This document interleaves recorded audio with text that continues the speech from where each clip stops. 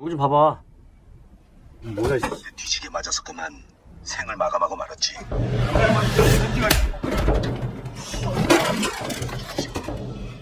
이거 움직이지 말라고.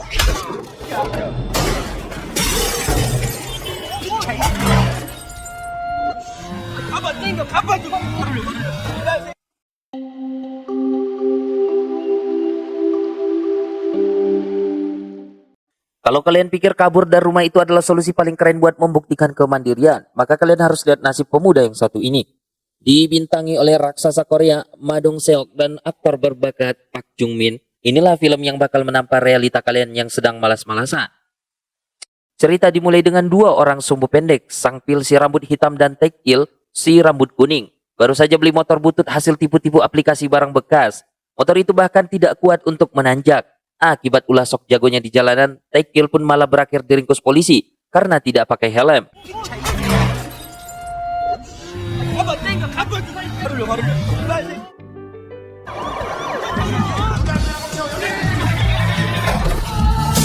Bukannya kapok, Taekil pun justru kena salam olahraga langsung dari ibunya di depan para petugas. Bayangkan uang sekolah malah dipakai buat beli motor rongsokan.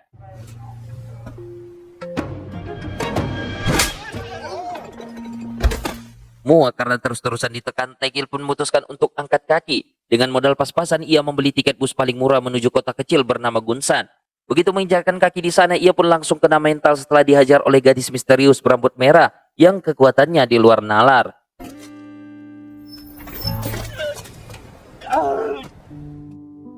Dalam kondisi lapar dan babak belur, Taekil pun menemukan sebuah warung mie murah bernama Jangpung. Di sanalah ia bertemu dengan pemilik warung yang tampak tenang bernama Pak Bos. Namun ketenangan ini pun hanyalah kulit luar. Di dapur warung tersebut tersimpan monster yang bakal mengubah hidup Taekil selamanya.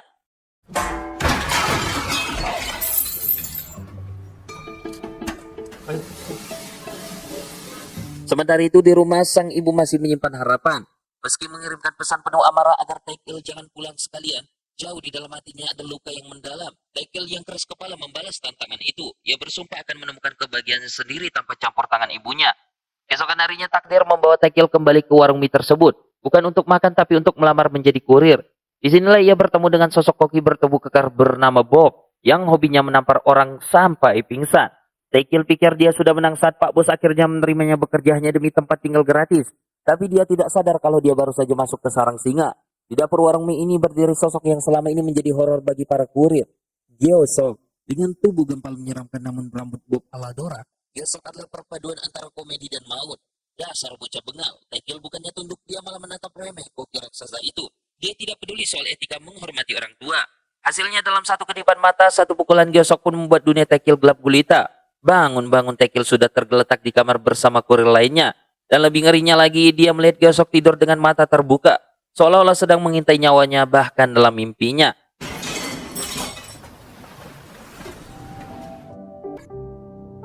Esok paginya nyali Taekil sempat ciut. Dia bahkan mencoba kabur tapi bayang-bayang tinju Gyeosok membuatnya terpaksa kembali memegang kotak makanan. Taekil resmi menjadi kurir di bawah pengawasan ketat Koki Master yang hobi memelototinya. Namun di balik kegarangan itu ada fakta yang bikin kita geleng-geleng kepala. Saat makan malam bersama, Gyeosok pun mencoba memberikan nasihat senioritas. Tapi Taekil tetaplah Taekil, dia sangat membangkang. Bukannya adu jotos, kita justru melihat sisi lain si raksasa ini. Gyeosok ternyata adalah seorang once garis keras alias fans berat twist. Bayangkan pria yang bisa meremukkan tulang ini mendadak menjadi luwes menari lagu K-pop.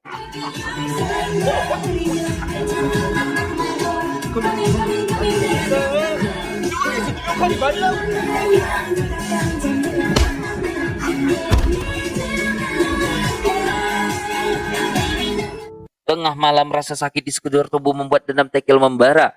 Dia bangun dengan niat licik untuk membalas dendam kepada koki gempal itu. Tapi sial bagi Taekil, Gyeosok tidak pernah benar-benar tidur. Di kegelapan malam mata sang monster tetap terjaga membuat niat balas dendam Taekil langsung menguap. Jadi ketakutan yang luar biasa. Nasib sial sepertinya sudah menjadi bayangan bagi Taekil. Bayangkan dia harus jalan kaki mendadak di perbukitan terjal hanya demi mengantar semangkuk mie. Tapi pemesannya ternyata adalah Kungjo, si gadis rambut merah yang tempo hari menghajar wajahnya sampai hancur. Taekil yang emosinya setipis tisu itu langsung mencoba balas dendam. Tapi kenyataan memang pahit, Taekil kembali dibuat mencium tanah karena Kungjo jauh lebih jago bertarung. Sudah kalah fisik, uang bayarannya pun kurang 10.000. Ngenas sekali.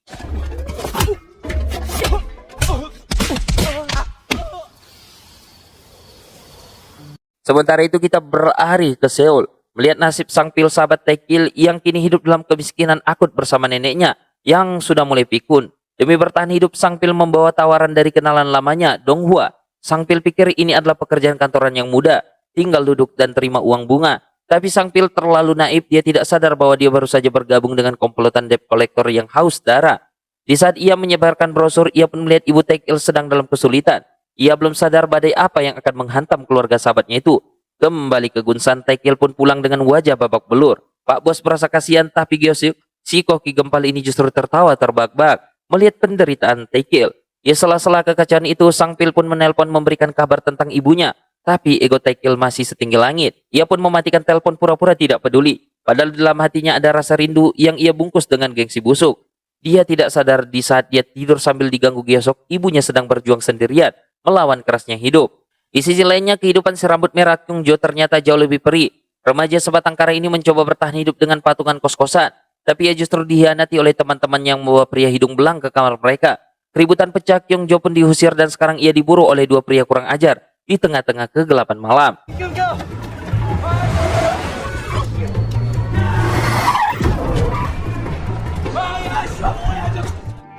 Gengsi boleh langit tapi hati tetap Hello Kitty. Itulah Taekil, di balik sikap bengalnya itu, ternyata dia masih punya sisi kesatria yang tidak tega melihat cewek itu disakiti. Tapi jangan salah, dunia ini bukan cuma soal adu jotos, ada masalah yang lebih besar dari sekedar tamparan Gyeosyuk. Malam di rooftop yang seharusnya tenang berubah menjadi ajang pembuktian nyali. Saat Taekil sedang asik bersantai, dia melihat Kyujo lari ketakutan dikejar dua pria bejat itu. Dilema sempat melandanya, bantu atau balas dendam karena sudah diajar berkali-kali.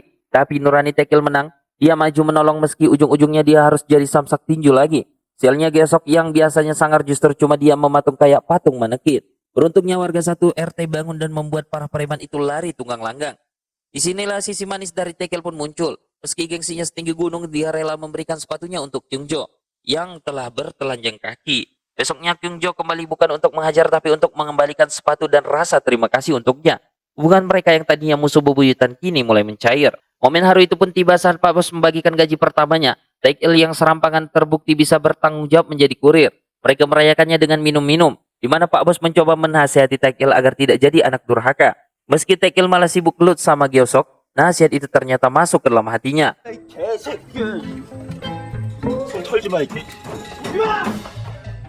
Taekil akhirnya pulang ke Seoul. Di rumah ia mendapati meja makan yang selalu penuh masakan ibunya.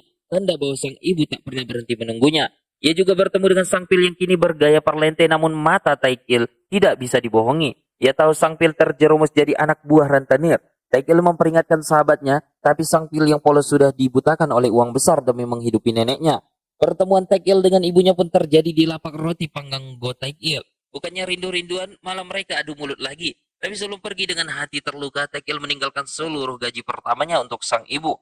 Sebuah bukti cinta dalam diam yang sangat menyesakan. 나를 엄마라고 생각하긴 하는 거야? 아, 그러니까 지금 와서 이렇게 되면 하기 싫어도 일해서 벌어 먹고 살아야 돼. 좀 믿어주면 안 돼, 좀? 아니 어떻게 하고 싶은 일만 하고 살아? Namun badai baru saja dimulai. Di saat Taekil kembali ke Gunsan, ibunya di Seoul harus menghadapi kenyataan pahit. Lapak rotinya dianggap ilegal dan akan segera digusur. Inilah awal dari kancuran yang sesungguhnya. Kejadian di warung mie Pak Bos semakin di luar kendali. Kyung Jo resmi bergabung, tapi kehadiran hantu masa lalu berupa preman aplikasi ilegal, Dono dan gerombolannya menghancurkan segalanya.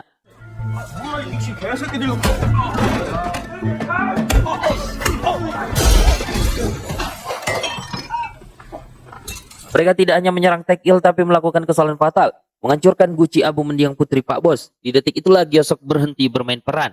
Monster yang selama ini bersembunyi di balik rambut palsu Dora itu akhirnya bangkit. Dalam satu serangan balasan yang mematikan gerombolan Dono disapu bersih hingga masuk bui.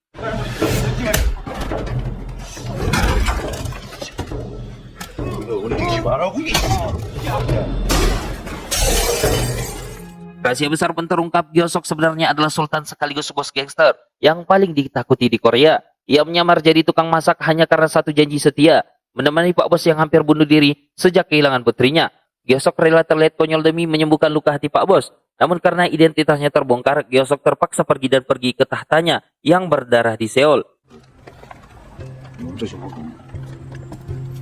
형님 잘 사십시오. 들어가. 먹질 열심히 해. 형, 그 안 가면 안 돼요. Sementara itu di Seoul, Badi menghantam Taekil. Sang Pil membawa kabar buruk bahwa lapak roti ibunya adalah bangunan ilegal yang akan digusur. Taekil pulang mencoba memberikan perlindungan. 아니 엄마 힘든 거 왜 얘기를 안 해? 태길이가 원래 이런 애가 아니야. 뭐 사사건 거 다 간섭하면서 엄마는 뭐 엄마 알아서 한다고? 아 몰라. 박삼이 나도 엄마가 뒤지게 패든 뭐 알아서 해. 다 몰라. 하겠다는 거야 진짜. Tapi harus menghadapi kenyataan pahit. Bos rentenir tempat Sang Pil bekerja datang menagih hutang ibunya. Di tengah-tengah kancuran lapak rotinya, Taekil melihat ibunya dihina dan gaji pertama yang ia berikan dengan susah payah dirampas oleh bos rentenir. Amarah Taekil pun meledak. Ia menyerang sang bos meski harus berakhir babak belur.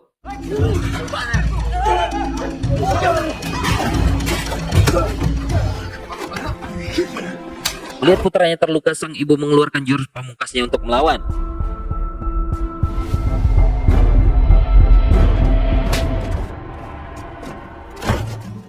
Namun kekuasaan tetap menang, lapak itu hancur, rumah dijual, dan mereka terpaksa hidup menumpang di rumah Sang Pil. Di sisi lainnya, Gyosok yang sudah kembali ke restoran bintang 5-nya merasa hampa. Di sana ia diatur-atur oleh prosedur. Berbeda dengan warung mie Pak Bos yang memberikan kebebasan dan rasa kekeluargaan yang tulus. Sang bos besar pun sadar kemewahan bukanlah tempat pulang.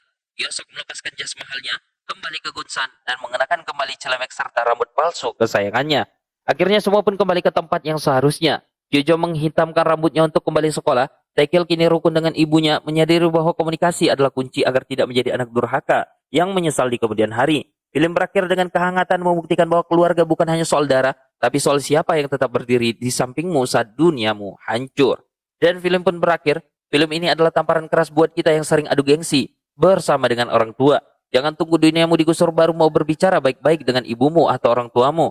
Gyosok mengajarkan kita bahwa sehebat apapun jabatanmu di luar sana, kebahagiaan sejati ada di tempat di mana kamu bisa menjadi dirimu sendiri dan berguna bagi orang yang kamu sayangi. Bagaimanakah menurut kamu? Komen di kolom komentar. Terima kasih. See you. Wassalamualaikum.